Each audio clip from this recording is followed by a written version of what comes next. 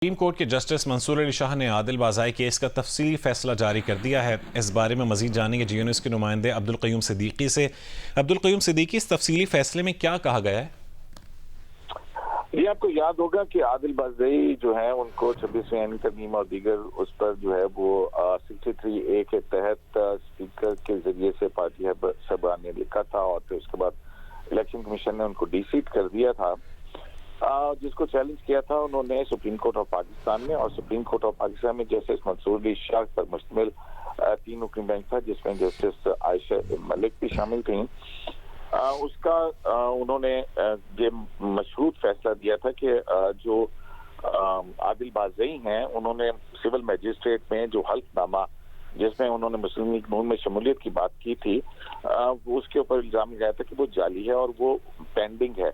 तो इस बुनियाद पर उन्होंने ये कहा था कि इलेक्शन कमीशन ऑफ पाकिस्तान को जो फैक्चुअल कंट्रोवर्सी है उसको देखने का इख्तियार नहीं, और इलेक्शन कमीशन का ये फैसला दुरुस्त नहीं, वो कलअदम करार देके उनकी रुकनीत बहाल कर दी थी। उसका आज तफसीली फैसला जारी हुआ है और इस तफसीली फैसले में जस्टिस मंसूर अली शाह ने लिखा है, उसमें additional note justice Ayesha Malik का है।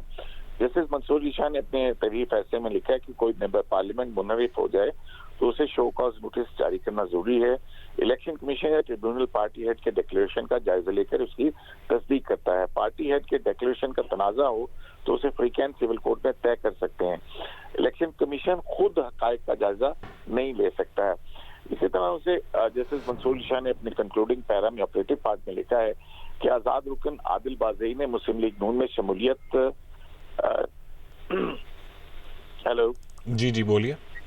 जी, आजाद रुकन आदिल बाज़ाई ने मुस्लिम लीग नून में शमूलियत के हल्फनामे के हवाले से मुस्लिम लीग नून के सदर शहबाज शरीफ पर इल्जामात आयद किए हैं। शहबाज शरीफ जो कि इस वक्त वज़ीर-ए-आज़म पाकिस्तान है, उस वक्त वो मुस्लिम लीग नून के सदर थे, और क्योंकि हल्फनामे का फौजदारी मुकदमा सिविल कोर्ट सिविल मजिस्ट्रेट के सामने ज़ेर समाअत है, तो लिहाजा सिविल मजिस्ट्रेट के सामने फौजदारी समाअत ज़ेर इल्तवा है, वो इसका जल्द फैसला करें।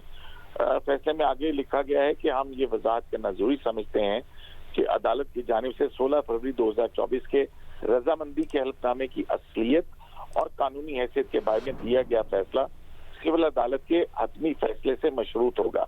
इनके सुप्रीम कोर्ट ऑफ पाकिस्तान ने जो उनकी रुकनीत बहाल करने का हुक्मनामा दिया है, अगर वो सिविल कोर्ट के अंदर दुरुस्त साबित होता है तो फिर वो रुकन नहीं रहेंगे, और अगर वो गलत साबित होता है तो फिर वो जो है वो मेंबर कौमी असम्बली रहेंगे।